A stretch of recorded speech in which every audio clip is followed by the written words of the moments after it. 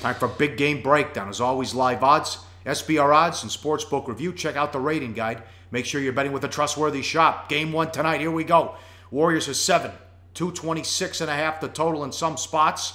226.5 in Vegas. Some 225s offshore. Series price 260. Take back plus 210. Road team on a 1-11 run. The last 12 game 1 straight up in the finals. LeBron's been a dog in the finals 6 times, counting this year. He's only been favored twice. 2013 against the Spurs, they were minus 220. He should have lost that series, but they won in 7. 2011, they were favored against Dallas. They lost that one. They were $1.75. This would be the biggest finals upset if Cleveland wins since 2004, when the Pistons shocked the world. The Lakers were a $7 favorite, and the Pistons beat them in 5 games. You want to get nuts? We got some props as far, the Cavs are as high as 50-1 in some spots to sweep. You see 15-1 and 5, Cavs and 6, 5.5, 6-1, Cavs and 7 plus 850.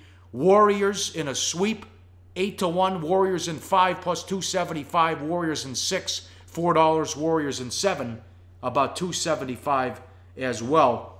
How about the total, Teddy? I mean, you go back. I don't know what the Lakers-Celtics totals were in the 80s, but I don't think you're ever going to find a total this high in NBA Finals history.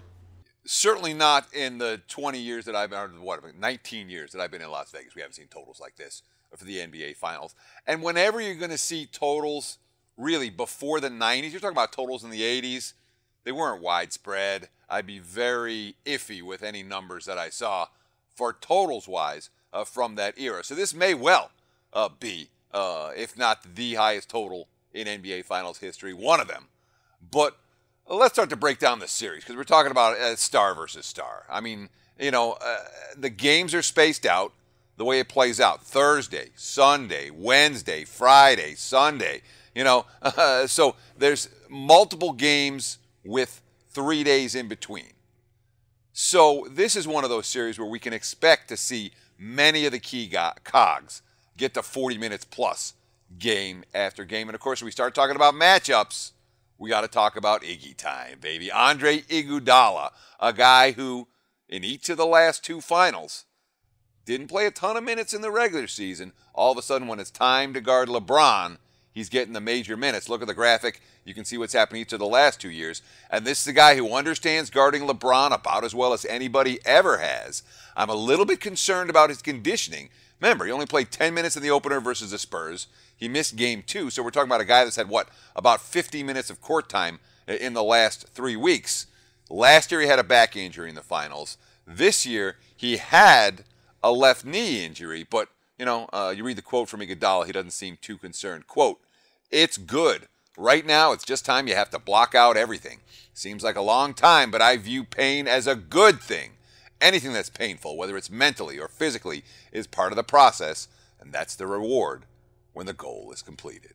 Well, that was big. Curry was hurt last year. Iguodala's back gave him issues. I don't think you're going to see a lot of him in this series. He's 11% from 3 shooting. Also, I think you're going to see a lot of Draymond Green on LeBron as well, as Iggy hasn't got a lot of minutes and his shot's been off. Also, his shot's been off. Klay Thompson, they got to get him going. Still, 12-0 straight up in the playoffs. Average margin of victory, 16 points per game. So you can't really pick apart the Warriors, but imagine if they can get Klay Thompson going. Can he get his shot back? He'll draw the assignment. Well, they're going to switch everything, but you figure he'll draw the assignment of guarding Kyrie. But look at this graphic. On the season, 22 points per game. Field goal percentage, 46.8. Three-point percentage, 41.3. Playoffs, just 14 points per game. He's really only gone off 1 time in the playoffs, shooting 38% and 36% from 3. Quote, "I'd like to see the ball go in the basket. It has, just not as frequently as I want. That means nothing now. That's in the past. It wouldn't have mattered if I shot lights out if we didn't finish the job off." And you wonder if his shooting impact and the slump will impact his defense against Kyrie. Quote, "I take pride in both sides of the ball. Defense is equally as offense. Whether or not my shot falls, I can control that part of the game." I've asked a lot of people this. You get different answers. Do you put LeBron on Durant? Who defends Durant in this series? That's the biggest X factor for that particular matchup, is who's going to stop Durant, because we have ideas of what the Cavs might want to do with Curry. We've seen them play against Curry in the finals before. and against, obviously, Thompson and Green and so on and so forth. But the addition of Durant this year makes a lot of questions for what Cleveland can do defensively. Look, all right, and a lot of it's going to do with who's playing small and who's going to try to play big.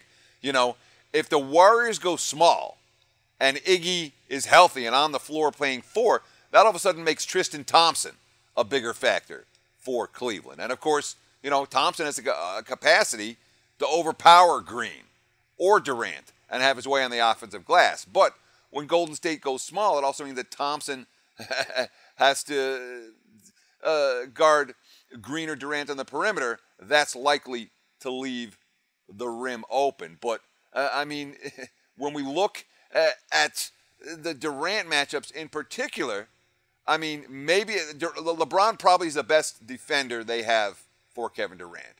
But if he uses up all his energy on defense, you know, it's a problem because they're going to need his offense. Now, Durant can shoot beyond where Love and Thompson's are accustomed to guarding him.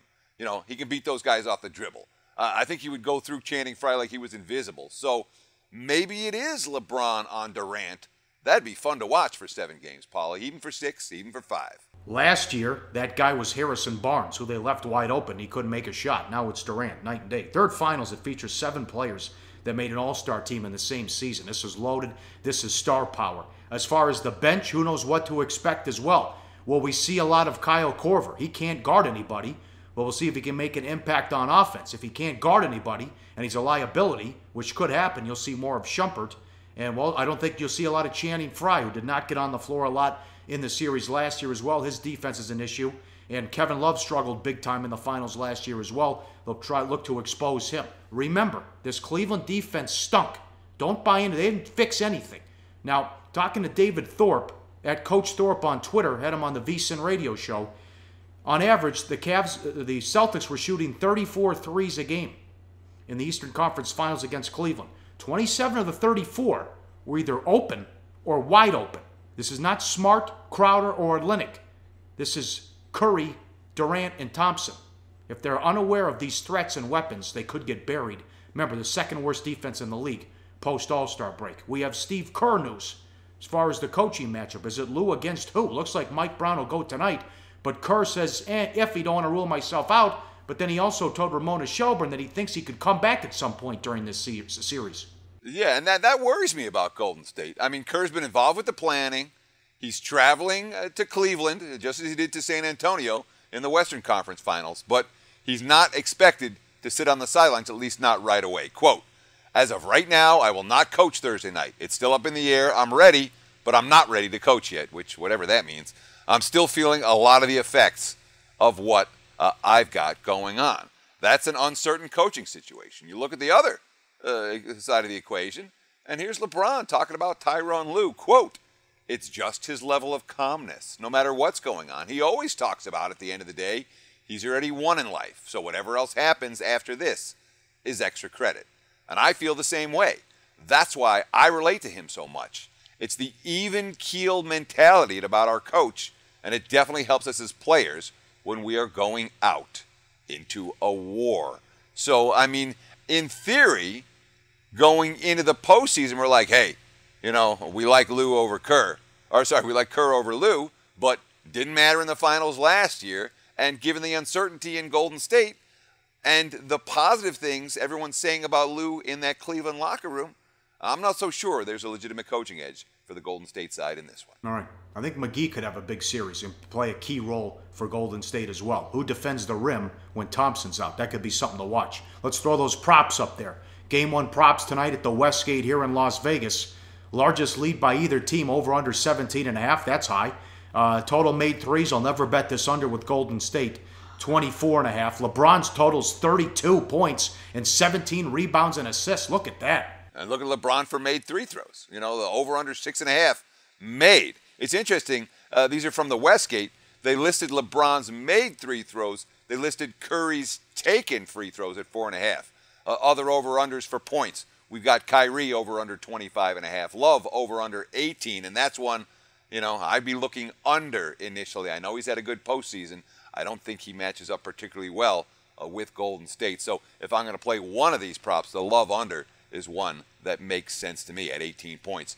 Curry over under 27.5. Durant over under 28.5 points. So it's interesting to see Durant aligned higher than Curry. Klay Thompson at 18.5. And of course, for Draymond Green, it's not points. It's points, rebounds, and assists. Draymond Green over under 28.5. Anything stand out to you from that list, Pauly? I like Green over. I think he's over 40% from three in the playoffs. He's been terrific.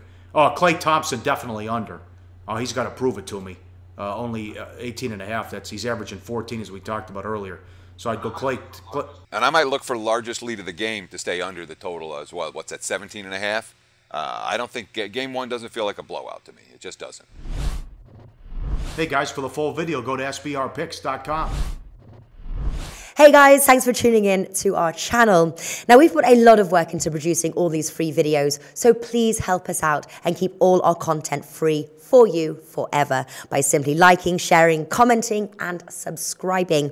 Now, not to mention, a visit to our industry-leading website will warm the hearts of all our SBR employees, especially myself. Now, the links are over there to the left, so do check those out. Thanks for watching.